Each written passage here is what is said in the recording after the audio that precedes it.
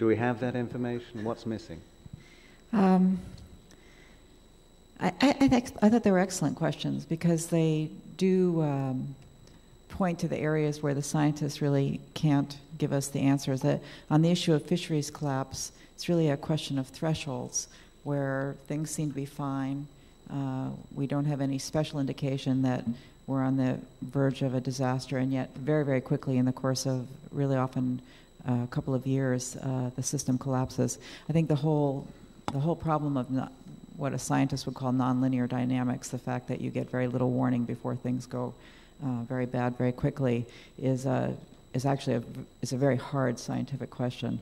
The response is perhaps more likely to be not necessarily working out all the scientific parameters that allow you to precisely predict the point of collapse, but rather coming to some agreement as to how far back from the cliff we should position our ecosystem so we aren't really forced to make those kinds of decisions. When we, until recently I lived in California, which is of course earthquake country, and in California we don't say, you know, how barely strong enough can we make our buildings before they to survive what we think is the strongest earthquake. We actually over-engineer our buildings and bridges, and unfortunately we under-engineer our ecosystems.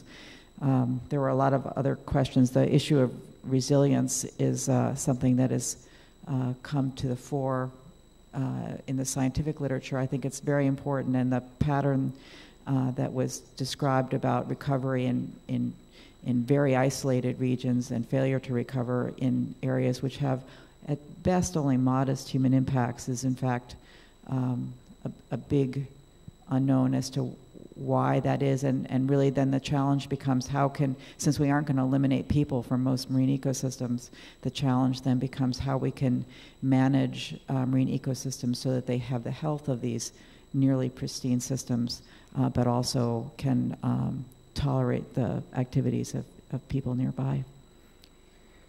So, but I mean, how serious do you view this? I mean, I pick up books all the time that talk about the sixth extinction and so on, as though this is another Permian event. We're back to 150 million years and everything's going to go.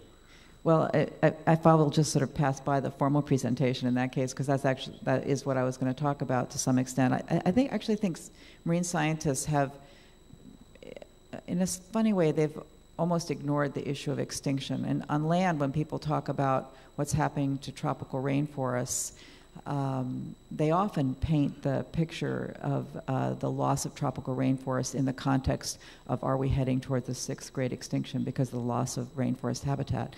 Marine scientists, for probably a variety of scientific and historical reasons, have focused much less on extinction and much more on this term ecosystem services, which I actually think is a kind of dreadful term because it doesn't really convey to people outside of science what we're talking about. But what essentially it is about is what nature provides to people, which in a healthy state it provides for free. And so we've concentrated on sort of the function of ecosystems and not on the possibility that we may permanently lose the pieces of those ecosystems.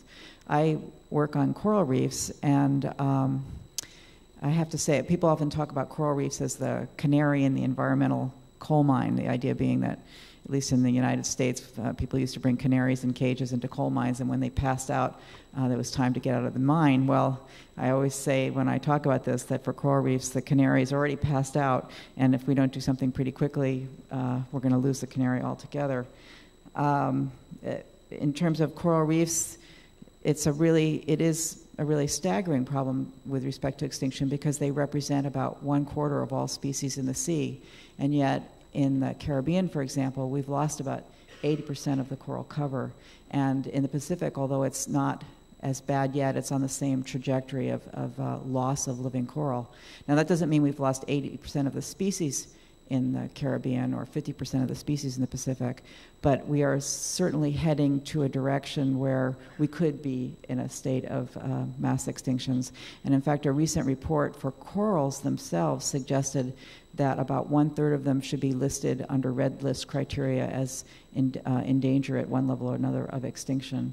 And some of the major constructors of ecosystems on reefs actually have are now listed in the U.S. under the Endangered Species Act. These are species that used to be so common that entire zones of the reef were named after them. And they're like the chestnuts and the elm trees of the United States. They've essentially ecologically vanished as a consequence of disease. So it's now been suggested that, it used to be thought that frogs were sort of the basket case of the planet because so many of them were at danger of extinction. It now seems that corals themselves actually have a higher threat level overall than even frogs. So I think it is important to think about not just the loss of ecosystem services and fisheries, but actually the possibility that we may start losing things permanently from the planet.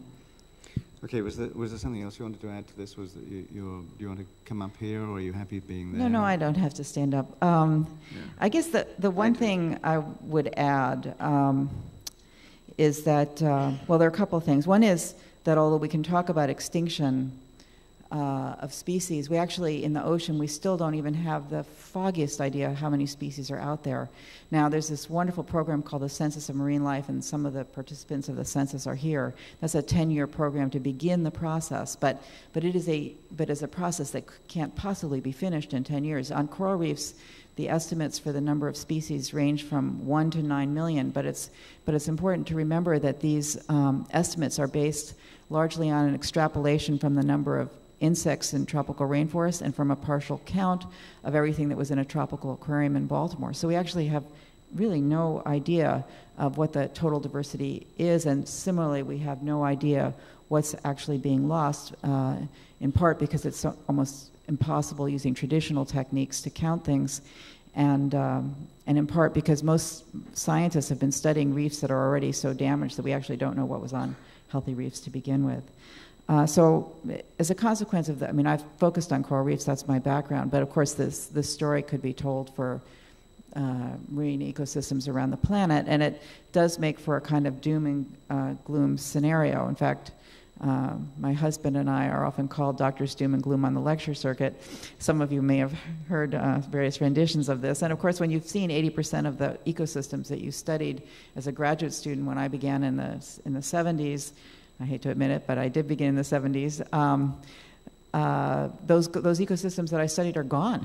I mean, they're just not there. And it does make for a sort of doom and gloom perspective. On the other hand, I think it's important that my generation has been really good at writing an ever more refined obituary of the ocean.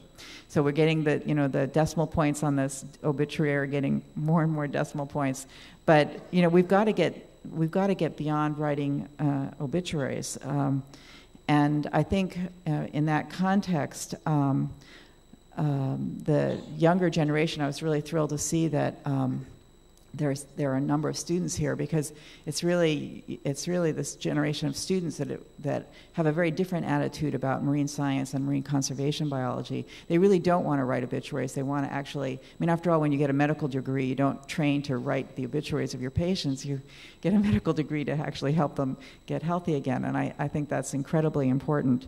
And finally, sorry, this is a little long as a response to a question, but I would say that with respect to the complicated mess that you mentioned, it is indeed a complicated mess, and there's no way natural scientists are going to solve this problem by themselves. At the Scripps Institution of Oceanography, we teach a summer course on marine biodiversity and conservation, which is 10 weeks long.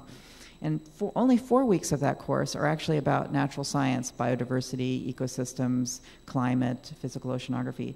The entire rest of the course is social sciences and communication. So we teach 2 weeks of economics, a week of law and policy, a week of ethics, and we even teach an entire week on communication, where we bring in journalists and filmmakers. We even have, I don't know how many of you know what Saturday Night Live is, maybe in the context of the U.S. political election, you've heard more about Saturday Night Live. But we even bring improv specialists to train our students to be able to talk, say, on a television show and respond on their feet really quickly and actually listen to what people are saying rather than simply sort of giving their speeches. And so that's a course where over half of the material actually has absolutely nothing to do with natural science and everything to do with people, because in the final analysis, we're not going to change. conservation is not about changing the behavior of whales. Conservation is about changing the behavior of people. And you're not going to do that unless you understand what drives people and what motivates them.